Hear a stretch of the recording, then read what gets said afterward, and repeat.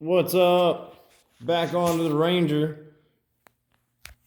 So here we go with what we have going on here. I did a hyperlapse video I'll post of aligning this and setting it up and tightening the bolts. So we have the engine back in, transmission's in. I use this alignment tool here. Cut a piece of pipe to kind of just sandwich it up against the crank. And this, I guess, is, needs to be able to spin freely in here. So it looks all straight. I've tightened everything down. Plumbed everything in. I just need to hook up the electrical. I did the starter and the ground wire. And I think, so that I don't have problems with any of these seals, I'm going to go ahead and run a vent line instead of using a bellow on this. Maybe there's just a lot of pressure in there and it blew out my other seal possibly. So, but I just got to hook up the main harness down there. And, sensors. We got little ways to go, but we've come a long way in a short time with this sucker.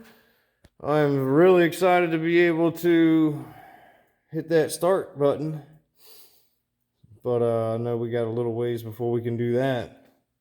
But it has been sitting here for a year, guys. 1 year, almost to date.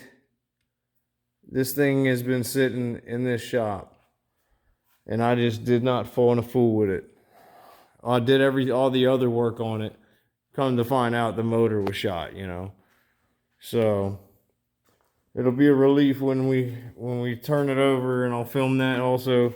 And it'll, like I said, it'll either blow up or it'll start and run like a kitten, man. It'll run great. And hopefully we don't have any more issues with it, or it'll be sayonara to hit. It's gotta go. But anyway, wanted to kind of show y'all the engine and everything installed, and everything's tight and aligned.